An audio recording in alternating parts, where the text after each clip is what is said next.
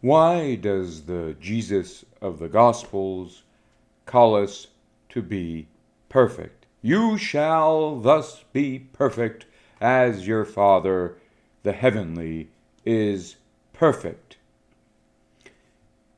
Why? When are we to be perfected? Here and now? The Gospels read further. But when you pray, enter your room, and having closed the door, pray to your Father, who is in hiddenness. Then your Father, who sees in hiddenness, will reward you. How are we understand the closure, the encryptedness of the divine, of our Father, who is hiding in heaven? Heaven as a place of hiding.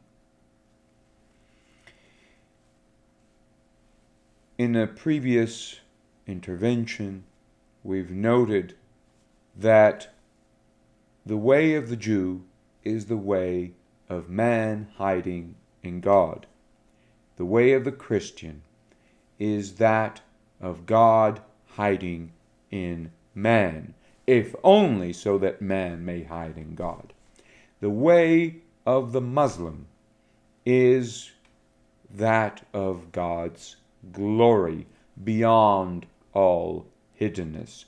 It is true that for the Muslim, God hides in our hearts so that we may discover God, but the tendency is to see the discovery, the final disclosure, as leaving hiddenness behind. Let us consider today the Gospels with respect to the problem of hiddenness. Right? Here we have in abscondito in Latin. Right? What is this hiddenness about? Heaven as a place of hiddenness, or heaven as something beyond and after hiddenness? The place of hiddenness we find addressed on the cross. Why have you abandoned me? God is hiding on the cross. Is the cross something that we need, we use, and then we overcome, and then we move on into the glory of God? Everything manifest, everything wonderful now. We have left the cross behind. All darkness is overcome. Clearly, in the Gospels, we have, or we begin having, a vision of that glory. And yet, we also hear that God enters into the dark, and darkness cannot, of course, resolve light within itself, cannot grasp it, cannot appropriate the light. What does the light do, so to speak? It enters into the dark. But in entering into the dark, what does it do if not hide? The light, by its very nature, hides. What does this mean? Entocrypto, in abscondito, in hiddenness. The light is cryptic. Why would it be cryptic? Because it runs away, it doesn't want to let us see it, or because it is the very nature of the light to shine in the dark. And why would the light shine in the dark? For the dark is redeemed where the light enters in it.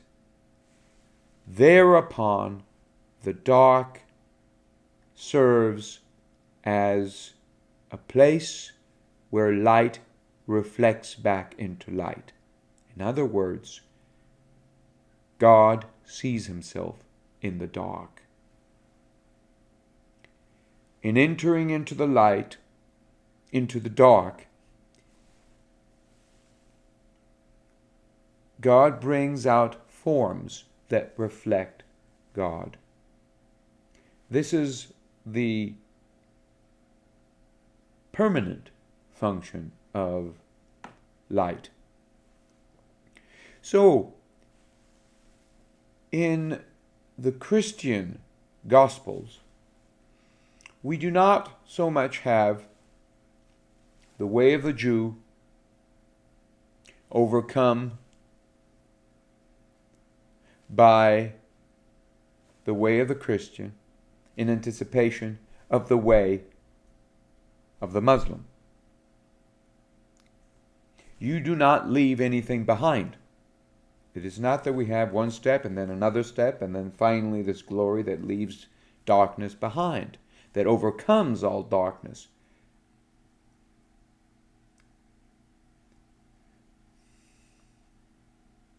If there is no overcoming of all darkness, then there is no overcoming of the earthly, of the pagan.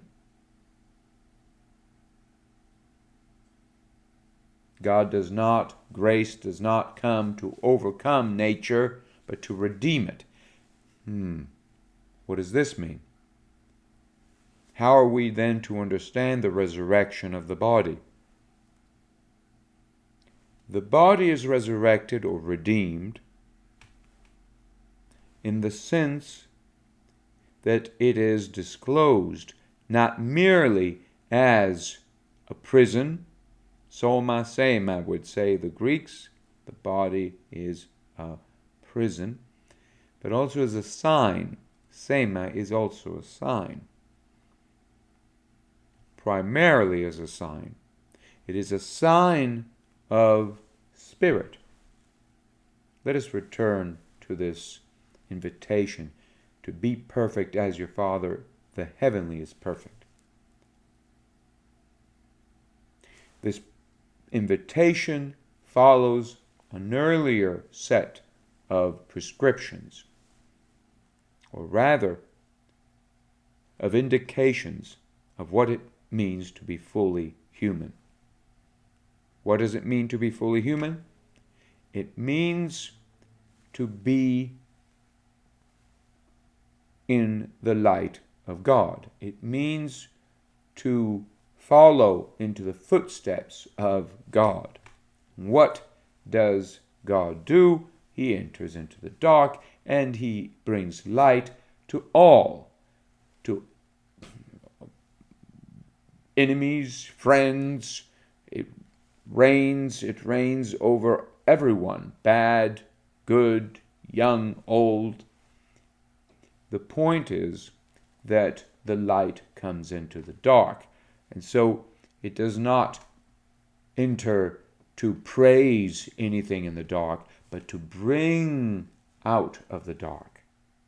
And this bringing out involves the production, to bring out, bring forth, of forms that reflect God himself, the divine mind. To be perfect as the Father is perfect, is to be perfect in hiding, in heavenly hiddenness. Again, what does heaven do? What does the heavenly do? It enters into the dark.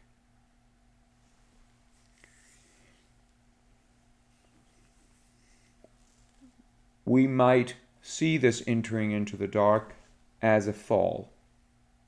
In this case, we have a fall from perfection, from the light. We have, in this case, the fall of the angel. Yet, in its primary mode, light does not merely fall into the dark, it emanates itself. It functions in an act of caritas, of love. It enters into the dark, it carries its cross.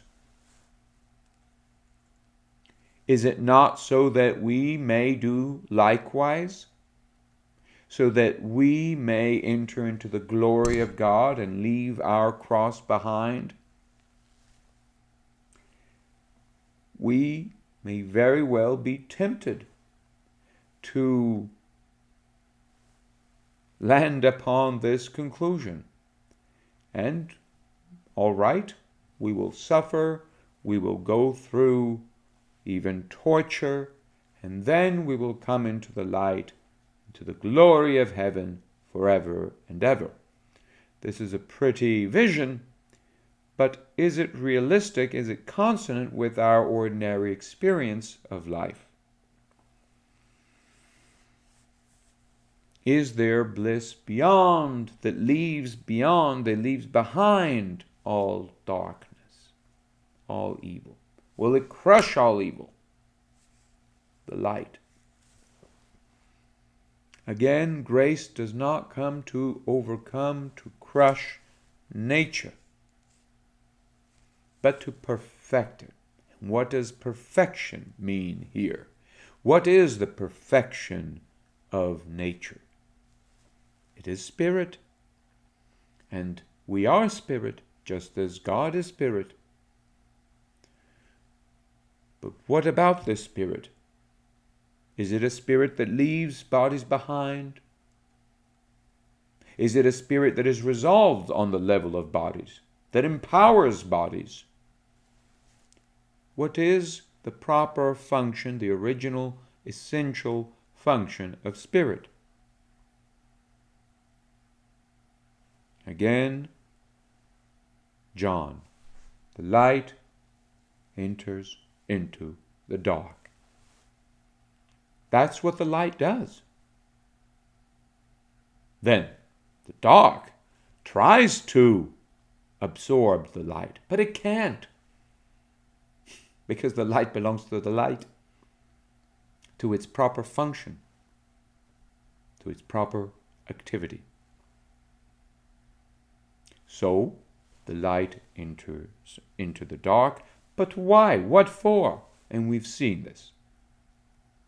We've seen this.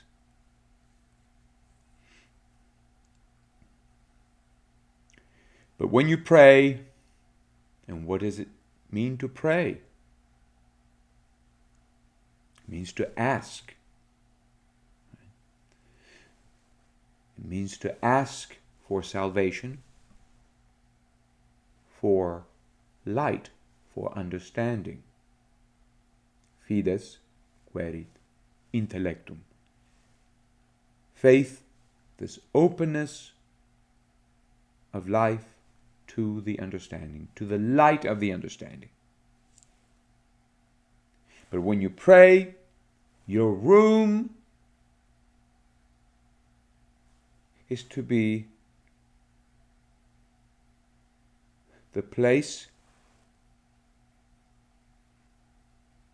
where you enter, where you hide. What is this room? Why does Jesus in the Gospels say that we are to enter? That is the proper function of the human being. We enter into our room. What is this room? And having closed the door, we pray to our Father. You pray to your Father. You ask Him for light, for understanding. In darkness. And why do we enter into our room?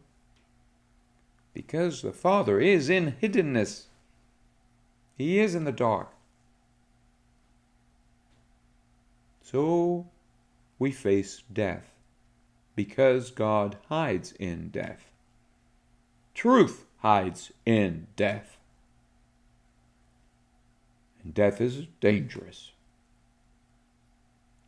Then your Father, who sees in hiddenness, in abscondito, in to crypto, will reward you. How will you be rewarded? Well, God will show you the signs of God. He will show you the cross as a path of the understanding. Again, the goal is not to leave the cross behind and to say, look, now I am blessed. Now I can leave all the miserable people behind. Right? The goal is to shine into the dark eternally. The story has not ended. It will not end, for grace shall not end. For it is the proper end. The proper end is the fullness of that act of caritas, of love, of care.